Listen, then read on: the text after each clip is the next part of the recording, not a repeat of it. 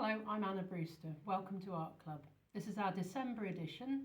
It's the first time we've gone online with this, and so what we usually do in the studio is we come up with a little project, and what I'd like to do is share that to the wider audience this time, and hopefully every month for the rest of 2024, which is coming up quite soon. Our project today is going to be quite a simple one. You can do it with pens, you can do it with watercolour, you can do it with pretty much anything you've got kicking about in your house. And we're going to be looking at repetitive patterns because at this time of year, everywhere you look, there are garlands strung with repetitive little stars, or there's all sorts of things going on. Christmas trees all neatly lined up in a row, candles, there are all sorts of things that come in large quantities, and it can be really nice to paint a whole bunch of stuff that looks quite similar. So that's what we're going to be doing today. Just a nice relaxing little project, and I hope you'll be able to join in with me. If you do, I'd really love to see what you get up to. Just ping me a message. I am at Sidmouth Skies on Instagram or at Anna Brewster Art on Facebook.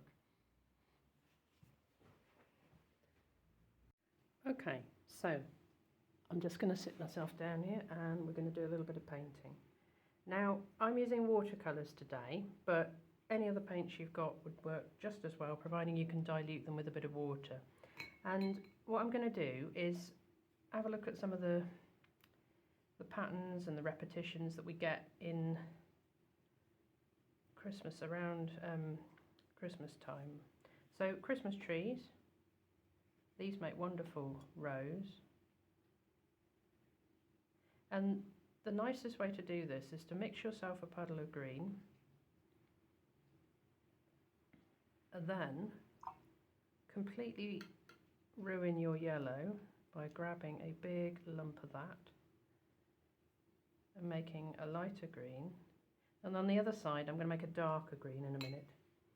And you can see how much paint I'm actually using here. There's a lot of paint going on because what I want the paint to do is move wet in wet into the tree next to it. Now I've run out of ultramarine on my palette, so this is a Prussian blue I think, but that's absolutely fine. I'm just mixing it in with a little bit of sap green. It doesn't really matter what colours you use because any green, any yellow, any blue, they'll all work really well. Pine trees are a little bit bluey, some of them, and some of them are really quite sort of acid green, so you can be quite free and easy with this. And look how the paint's starting to travel between the two. I'm just drawing, we've got some tall ones, we've got some short ones. This is a really nice thing to do with kids actually, because you can't really go too far wrong.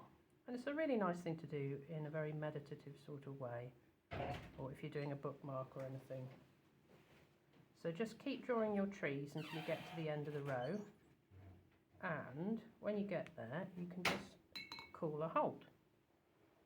So the other thing I'm going to paint while I'm at it, we've got a little row of trees, is Christmas baubles, and for that I'm going to be using some of these nice reds that I've got here. This is just alizarin crimson, which I can never say. There we go. I'm going to make sure I've got plenty of red there. Look at that lovely colour. You'll find this in most basic watercolour palettes. If you haven't, you might find you've got a deeper red like that. Not a deeper red, a brighter red. That works fine. Now, when I'm drawing baubles, which is what I'm drawing now, it's almost impossible to paint a round circle. So don't worry about that. If you get something approximating round, that will be fine. You can see I've left a little highlight on it there.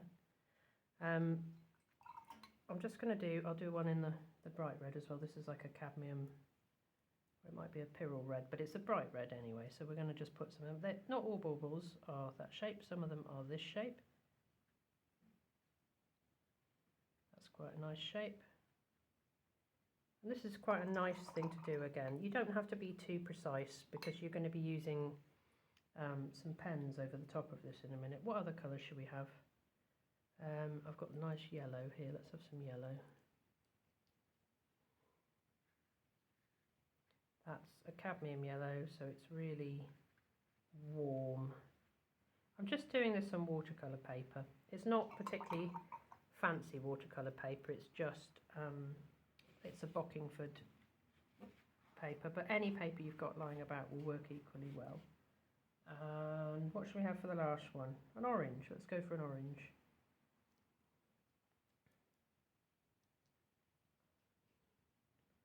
Let's really get some, this is a nice sort of slightly foxy orange.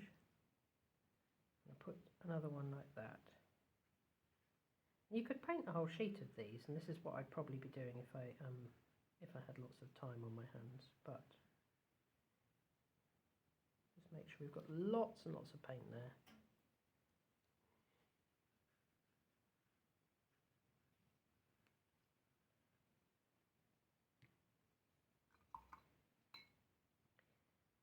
Now, I'm going to let those dry.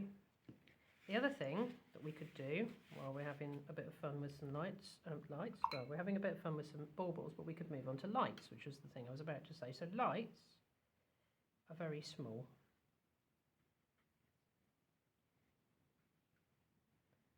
Put some yellows on. I always like those strings where you get the 4 different colours, so that's what I'm going to paint here. You've got yellows,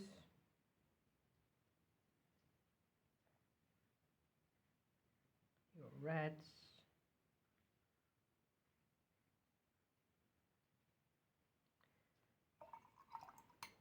we've got some of those lovely greens. A light green, I think, because otherwise it's going to be too strong. Let's go for a nice green like this.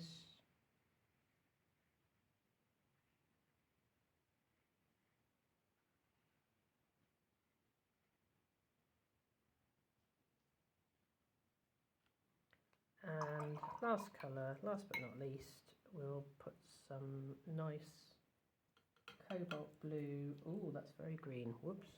You can see my water is getting more and more disgusting as we go on. Yeah, we'll just use we'll use this same Prussian blue that I was using earlier, because that's a nice transparent blue. It'll look really lovely.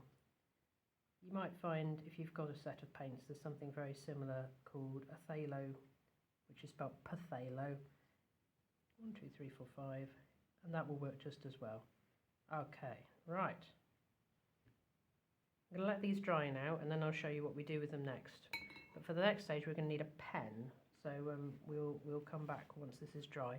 What you don't want to do is put any pen on now, because you can imagine if you put pen where you've got wet watercolour, what will happen is the watercolour and the pen will merge into a horrible mess, and then everybody will be very sad. So don't do that. Bung it on a radiator, let it dry, and then we can move on to the next stage.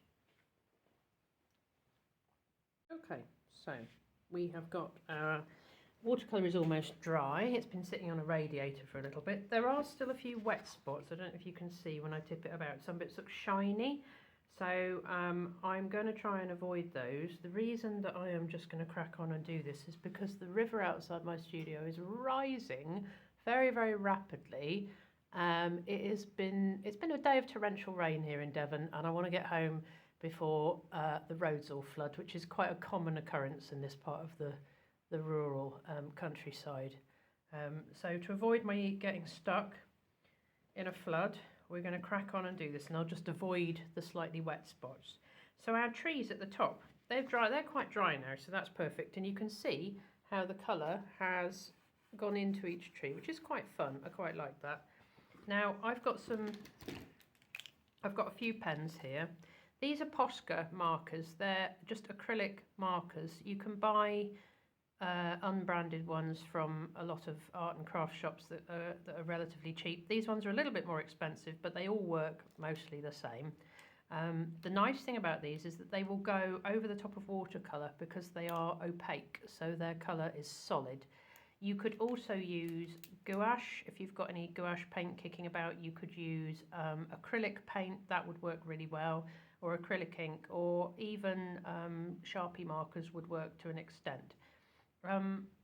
There's all sorts of nice things you can do with this, but what I'm going to do first is I've got a gold one, which is probably my favourite one, and you can use this just to put you can put some little stars on top of your tree. There we go.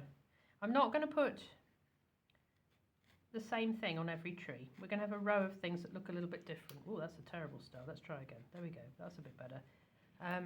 So I always tell people not to worry about turning the paper around if you need to get at something. Being left-handed, that's the story of my life basically, is I frequently have to turn the paper around. I'm also going to put some little bit of tinsel on this one. So can you see? Okay, the paper is still upside down. I'll sort that out in a minute, but you can see what I'm doing here. Just really straightforward, really simple. So I've got stars on 3 of the trees. I'll probably put tinsel. Just going to roll that up before it goes everywhere. I'm not going to do that one because it's still slightly wet. Let's do this one. Just letting the gold pen, any gold, if you've got anything gold, you could even, if you had small children or you just really like stickers, you could even bung some stickers on. That would be good too. I'm going to put some tinsel on that one as well. Our little tree here. And then some of the others you could just put baubles on like this. And I think with these, it really is a case of less is more. So, you know how kids always decorate a Christmas tree by putting hundreds of things on it, like everything in the box. We're going to try and avoid doing that. So every tree will have something on it, but I'm going to try and be a bit more kind of restrained when it comes to colours. So I've now got 3 with baubles, 3 with stars and 3 with tinsel on, and that's the end of the gold for now. So then I've got a choice of colours here, but I'm going to go for the red, and I'm going to put some of the baubles on some of the other trees. You can see a little bit of the green through it, but it's pretty good. You can get some very good coverage with these pens. I quite like them. I use them for drawing on acrylic paintings quite a lot. So this one can have, because they'll go over the top of almost anything. I have heard that you can draw on mugs and things with them and then bake them in the oven to set the acrylic ink, but I haven't tried this, so I wouldn't say for definite. We'll make this other one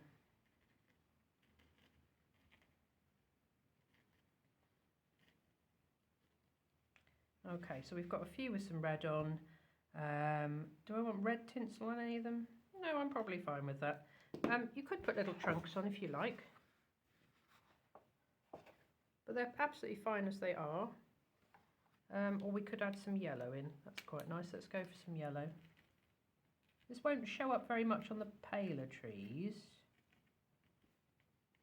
but it will show up on the darker ones. So I will put a little one on this one.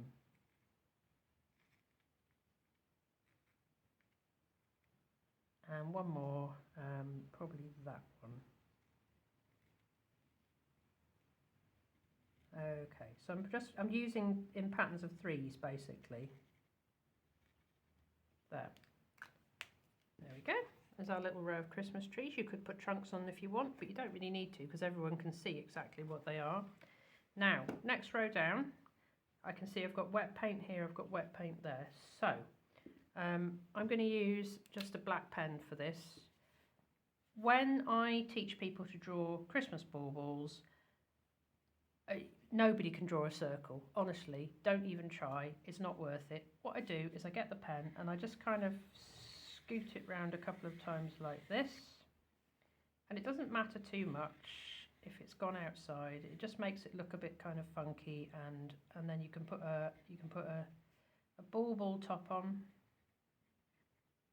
You will maybe put some colour on this later, and a little hoop on the top.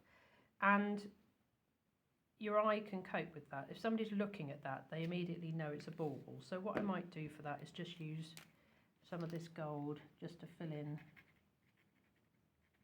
this shape very loosely. There we go.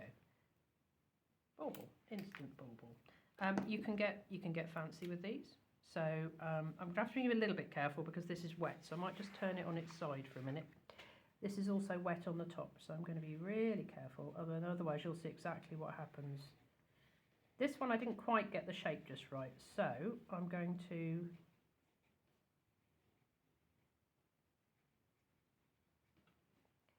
that, and then should we draw some things on it? Why not? Remember that baubles are curved, so if you draw something on, you need to kind of make it curve a little bit. This one is going to curve around like that, and I will probably use, let's go for I'm really leaning towards that gold at the moment. Basically, I'm telling everyone to go out and buy themselves a gold pen, but you could use paint. There we go, that's quite fun. And it's a miracle I haven't smudged this lot yet. Next one, again, if you're doing a circle, just zoom it round a few times. This is a bit more delicate. This is a chisel tip marker I'm using, so it has a thick, like a chisel, but it has a fine point on one end, or you can use it flat. So you can either use it as a flat marker, or as you can use it as a point. It's quite nice. So I'm just using the fine end of it. I might do one with spots on this time. Yellow, what colour should we go for? What do we reckon? I'm going to put the gold bit on because I quite like that. Maybe gold spots would be fun. Let's go for gold spots. This is the fun of this. It's entirely up to you. You're just playing.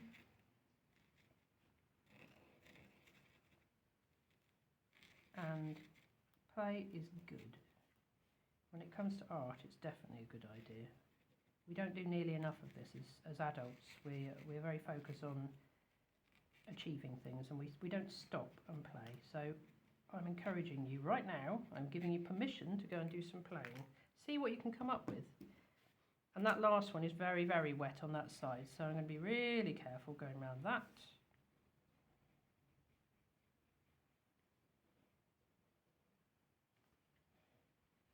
I quite like that one as it is actually. I might just leave it like that. You can see that I have missed the line altogether. When you've got a whole page of these, it doesn't matter. You can see I've missed quite a lot of the lines, and quite often that is something that I do in the painting that I do anyway. I don't worry about staying within the lines. So baubles, you can do a whole sheet of baubles, you can do a whole sheet of Christmas trees. Christmas lights, oh, hours of fun. So Christmas lights obviously have a little top on them like that.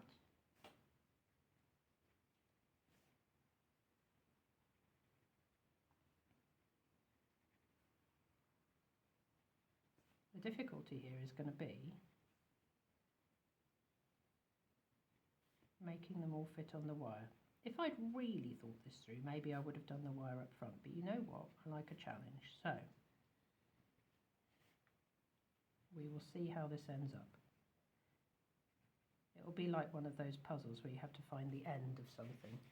And if I get to the end and I've actually included all the Christmas lights, maybe I should get a prize. And put that one in upside down, and that one, why not? There we go, that one's still a little bit damp.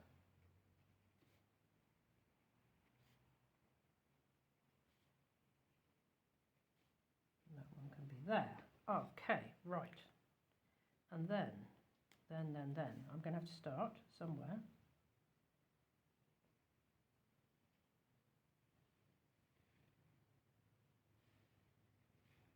Oh, hours of fun.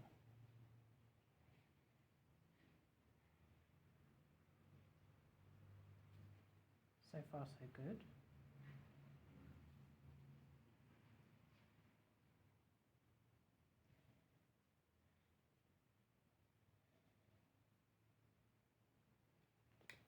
I'm going to turn it now because otherwise I'm going to get in a pickle.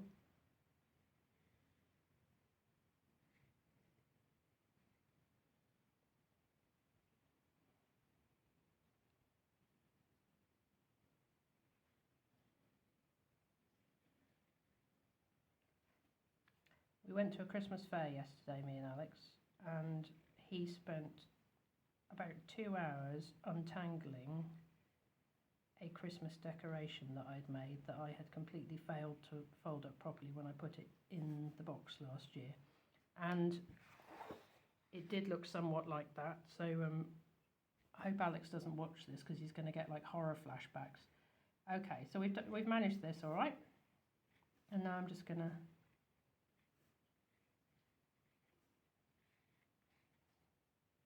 just put some, what shape are these? I haven't really decided. Maybe they're like traditional. Some of the other ones are really quite big, but again, we're going for loose interpretation here. We're just going for a bit of fun, really. This would be a lovely Christmas card design, or you could make a bookmark, or you could make there's all sorts of things you could make out of it. Let's just put them all in. Okay, so there we have it. This is our little Christmas project. It involves putting big splots of colour on the paper and then working into that with pens or paint or whatever you've got to hand. Remember, for your top layer, you just need to find something that will be visible over the paint. Crayon, for example, works really well. This is a good opportunity to have a play and see what you've got in your art box to make some pictures. So give it a go. But most importantly, have fun and have a lovely Christmas. And if you do any of these, I would love to see them. So send me a picture. I'm at Sidmouth Skies on Instagram or at Anna Brewster Art on Facebook. Thank you very much.